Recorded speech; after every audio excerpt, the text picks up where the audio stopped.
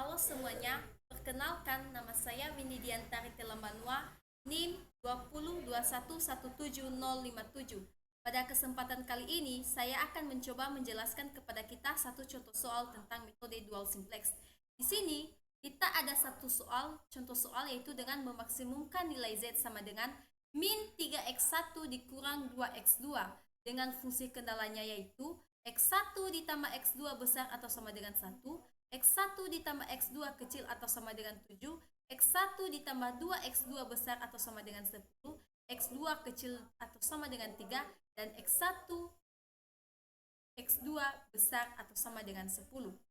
Langkah pertama yang kita lakukan yaitu dengan mengubah tanda pertidaksamaan ini menjadi tanda lebih dari ini kita ubah menjadi tanda sama dengan. Itu adalah salah satu syarat pada metode dual simplex, sehingga kita memperoleh hasilnya yaitu Z sama dengan min 3x1 dikurang 2x2 dengan fungsi kendalanya yaitu tadi kan kita mengubah tanda yang besar atau sama dengan menjadi tanda kurang dari sama atau sama dengan 1 dengan cara setiap lambang ini kita kalikan dengan min 1 sehingga kita memperoleh min x1 dikurang x2 kecil atau sama dengan min 1.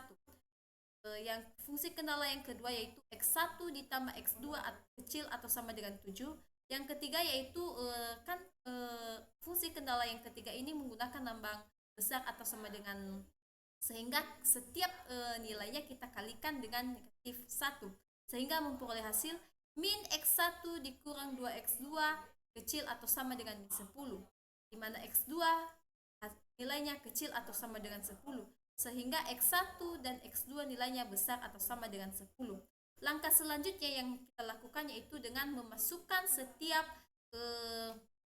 hasil perubahan kita yang kedua tadi, hasil mengubah tanda besar atau sama dengan menjadi lambang kecil sama dengan, sehingga kita memperoleh hasilnya yaitu x1 hasilnya min 1, x2 min 1, s1 adalah 1, s3 0, sorry teman-teman, ini bukan s3 tapi s2, s3 adalah 0, s4 adalah 0, dan nilai kanannya adalah 1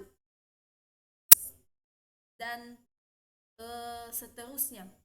Sehingga untuk melihat apakah tabel ini sudah optimal, yaitu yang pertama kita melihat apakah nilai kanan ini sudah positif atau tidak, karena ini adalah kasus memaksimumkan. Maka cara yang pertama kita lihat apakah tabel sudah optimum dengan cara melihat dan menganalisis apakah nilai kanannya sudah positif. Karena di sini pada tabel nilai kanannya belum optimal, maka yang menjadi negatif terbesarnya adalah min 10 sehingga itu menjadi baris pivotnya. Selanjutnya untuk menentukan kolom pivotnya dengan cara kita mengalihkan setiap baris Z dengan elemen pivot dengan baris pivot, yaitu misalkan 3 kali min 1 hasilnya adalah 3 dibagi min 1 hasilnya adalah min 3, 2 bagi min 2 hasilnya adalah 1, sehingga dapat kita peroleh nilai yang terkecil dari baris S3 sehingga kita memperoleh itu hasilnya adalah baris pivot kolom pivotnya, sehingga kita memperoleh elemen pivotnya adalah min 2. Selanjutnya setelah kita menentukan elemen pivotnya, selanjutnya kita akan mengubah atau mengalihkan setiap elemen-elemen pivot tersebut untuk memperoleh tabel iterasi berikutnya.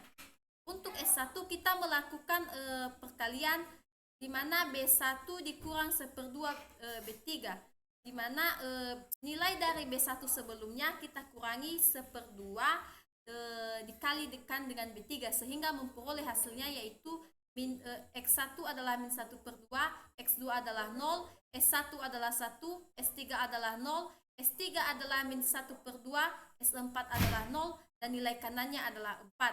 Begitu juga seterusnya untuk menentukan nilai dari baris S2 yaitu dengan menjumlahkan nilai B2 ditambah dengan 1/2 kali B3. Untuk X3 yaitu negatif 1/2 kita kalikan dengan B3. Untuk S4 kita mengalikan B4 ditambah 1/2 kali B3, dan untuk nilai Z-nya yaitu dengan cara menjumlahkan nilai B2 ditambah B3. Setelah kita memperoleh hasilnya, kita masukkan di dalam tabel.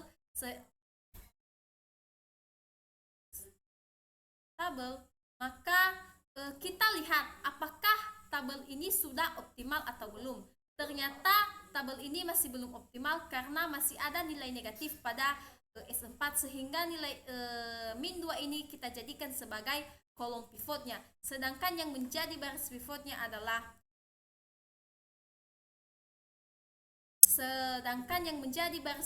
adalah negatif terbesar, sehingga yang menjadi elemen pivotnya yaitu min 1/2. Sehingga selanjutnya kita akan melakukan perkalian seperti sebelumnya dengan untuk memperoleh nilai S1, yaitu dengan cara menjumlahkan atau mengalihkan nilai seperti pada gambar sebelumnya, yaitu untuk memperoleh S1 kita mengalihkan B1 dikurang 1/2 kali B3 dan seterusnya, sehingga dapat memperoleh hasil seperti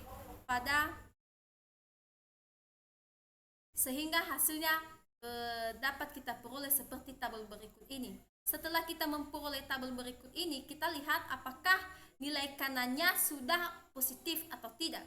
Setelah kita lihat dan kita teliti analisis, tabel ini sudah dapat kita simpulkan tabel ini sudah optimal karena pada nilai kanannya semua elemen yang ada pada nilai kanannya adalah positif, sehingga dapat kita simpulkan